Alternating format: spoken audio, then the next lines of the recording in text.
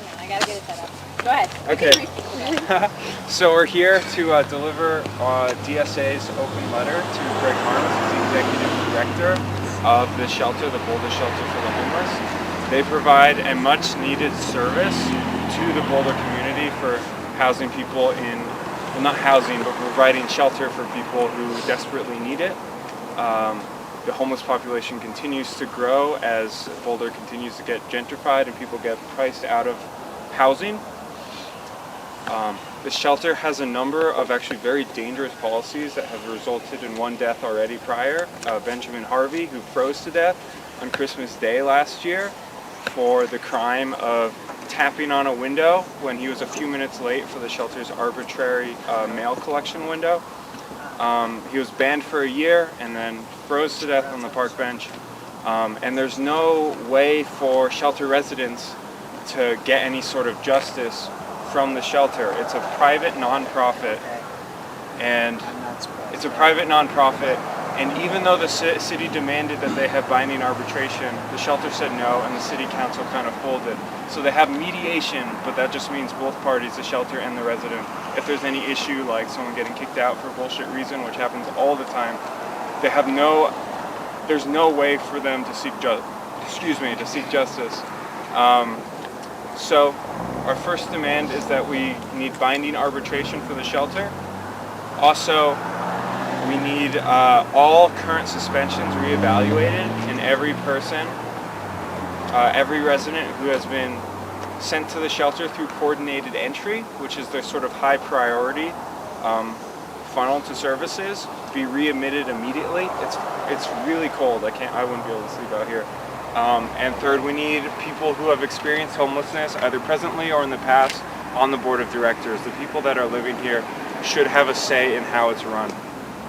So we are going to have some speakers talk about these issues, and then we're going to go and deliver a nice letter that's been signed by like 280 people and a number of orgs around northern Colorado, and we're going to go try to deliver it to Greg Harms.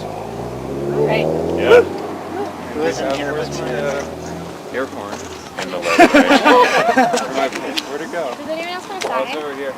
Yeah, I think the best light is basically where these guys are standing. We should have speakers in front of them. Did they kick us out from the door? Should we just read it there? So we're gonna read here and then go over there and deliver our sign. Okay. Darren suggests that. Sounds good. Oh wait, let's get in order here. So, should we start with the talks? Yeah. Wait, but do we have all our... Eric, who's like a really good filmer, is supposed to be on his way. We're not totally sure if he is, but... Okay. In the meantime, can you answer a question? Yeah, absolutely. What do you expect from Greg Harms? What would you like him to do? We would like him to read our letter, acknowledge the issues with the shelter, and seriously agree and consider enacting our demands. Ideally, we need these changes to happen. We would hope that Greg Harms, being a good person, being someone who cares for the homeless, would take this very seriously. And yeah. Have you had communication with him before? We have. We notified him that we were coming. He sort of said, "Oh, I won't be there. I won't be there that night. We can arrange a meeting at another time." So we're still here. He should, if he really cares about this issue, he should show up. We hear that he's not here a lot, so I think he should work more. And but we will meet with him as well when that works for him.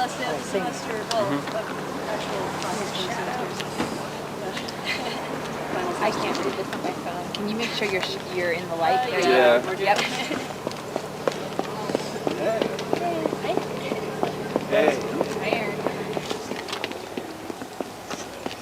Hey. Yeah. So you think it's better we give it up rather than behind the gate?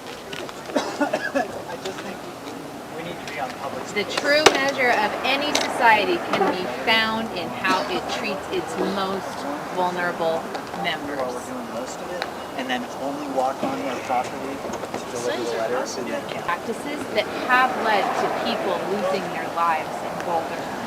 A whole year has gone by since Benjamin Harvey's totally preventable death, and in spite of many recommendations made by our city council, made by community members, the Boulder Shelter for the Homeless and Executive Director Greg Harms have done nothing.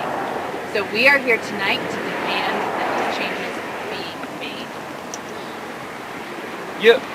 Yeah, what do you guys think of doing it on the sidewalk? Darren says that's public property and we can do it. It actually is. And we just found out that one of the city council members like basically called the cops on some people that were living behind the Walmart on a diagonal plaza, and they just started doing sweeps of that area. It's just disgusting that the impulse to punish someone, to kick them out if they're living on the streets, like it's like that's something they want to do, is disgusting. The impulse should be to help, to say, oh, we're doing something wrong, we're not providing housing, we're not providing shelter.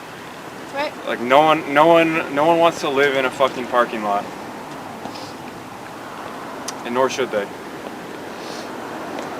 I just checked and apparently it's 31 degrees.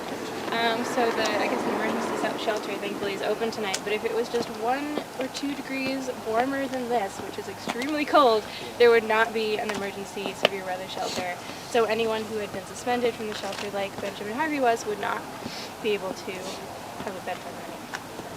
The decision is also made in the morning about whether or not to keep it open. So, Really? yeah, and they don't change it if it becomes colder. Who here thinks they could tell the difference between 32 degrees and 31 degrees, 33 degrees and 32 degrees? Not me. I'd All be just feel as dead. cold. Yeah, Just as dead. yeah. I have gloves on and my hands are going numb. Yeah, if I can add on the piece about the RVs getting kicked off, they got a trespassing charge, and it's not clear at all. In fact, it appears that the only person who complained was Bob Yates, city councilman, who's trying to make the police his own private security force against our homeless community. Because to actually enforce, for the police to actually enforce a trespassing charge, they need to get a complaint from the property owner, and it's not clear at all that that happened. And so it's very possible that these guys are getting kicked out on a false claim with no standing, such that legally they should still be there. So at 8 a.m. in the morning they're supposed to leave, and one of our city council members, Jill Adler-Grano, is going to be staying there with one of our housing advisory board members, Mason Moyer, to be there in solidarity with them. But it's quite possible that there could be legal action to defend those folks if we could get lawyers to do that. Nice.